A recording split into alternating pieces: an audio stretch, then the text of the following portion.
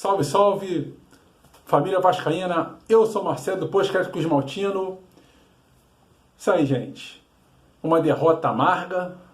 O Vasco jogou muito mal contra o Botafogo, né? Vitória do Botafogo de 2-0. O Vasco cada vez mais se distanciando do G4, né? Começou o Vasco, o Lisca fez algumas alterações nesse jogo, né? Ele barrou o Galarza, colocou o Andrei, né? E colocou o Morato no lugar do Peck, mas essas modificações do Lisca não surtiram efeito, né? O Vasco teve muito mal no jogo, o Vasco jogou muito mal, e logo no começo do jogo, numa jogada do Botafogo, do Guilherme, lateral esquerdo do Botafogo, e o Diego Gonçalves, fizeram a trama ali, fizeram a jogada em cima ali em cima do Léo Matos, que o Morato não acompanhou o lateral do Botafogo, cruzou, e o Scheid entrou na área sozinho, né? Sendo que o Marquinhos Gabriel estava marcando ele não acompanhou, e o Scheid foi lá e fez o gol. Agora, erro de posicionamento. O Vasco tem sérios problemas no meio de campo. Sérios problemas no meio de campo. E deu o que deu.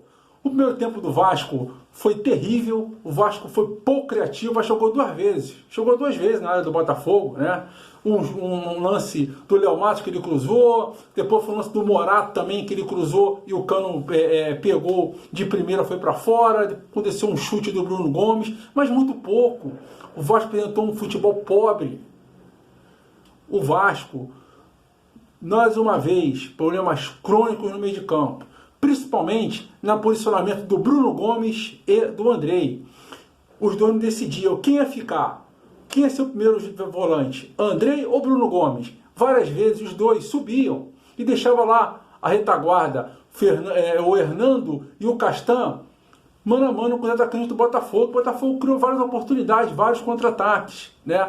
Até que no primeiro tempo, certo momento, o jogo ficou meio truncado, né? As duas equipes errando bastante, mas o Botafogo tem mais conjunto que o Vasco. Tem mais conjunto que o Vasco. E o Vasco, mais uma vez, não apresentou um bom futebol no primeiro tempo. No segundo tempo, nós estávamos aguardando, até que o Vasco poderia fazer uma modificação, poderia mexer nesse meio de campo. E o Lisca, não. Ele não mexeu. Ele continuou com a mesma equipe, forçou até os 20 minutos, o Vasco manteve os mesmos jogadores. Não mexeu em ninguém. E o Vasco jogando muito mal. O Vasco pouco criava. Pouco criava. Tanto lá com o Marquinhos Gabriel, né, tanto o Andrei, o Bruno Gomes, que não estavam bem. O Léo Jabbar fez uma péssima partida. E mais uma vez o Cano isolado. A bola não chega no Cano, né? O Morato está há muito tempo sem jogar. E ele volta e já chega como titular. Não dá para entender. Não tem como o Peck ser reserva do Morato. Não tem como. Não tem como. Aí depois veio as modificações, né? Aí ele tirou o Andrei, colocou o Juninho para dar um pouquinho mais de qualidade, né, no meio de campo. Aí ele recuou um pouquinho o Bruno Gomes, colocou o Juninho. Depois fez outra modificação. Ele tirou o Léo Jabbar e colocou o menino Figueiredo, né? O menino Figueiredo também não apareceu, porque o Vasco não cria oportunidade. Depois, a mesma modificação. Sai Marquinhos Gabriel, fez uma péssima partida, mais uma vez, jogador que não pode ser esse meia pensante, e colocou quem? O Sarrafiore, né, que também pouco apareceu no time do Vasco, né? Depois, ele modificou a equipe e tirou o Léo Matos, lateral direito, e colocou o Daniel Amorim, e o Vasco ficou sem lateral. Passou o Juninho jogar ali no lugar do Léo Matos. E o Vasco com muita dificuldade, o Vasco não conseguia criar. E o Botafogo criou várias oportunidades. Esse menino aí do Botafogo, Diego Gonçalves, o cara meteu a bola na travessão no segundo tempo. O Botafogo criou várias oportunidades. O Scheid, jogador que estava na Portuguesa aqui, e o Vasco não contratou esse jogador. Ele foi para o Botafogo. O que o Alexandre Pássaro trouxe? Marquinhos Gabriel. Trouxe quem? Sarrafiore. E o Scheid aqui, ó. Aqui no futebol carioca. Então, isso, tudo que está sendo com o Vasco é reflexo das péssimas contratações. O Vasco tem problema crônico de volante. Cadê o Rômulo? Cadê o Michel?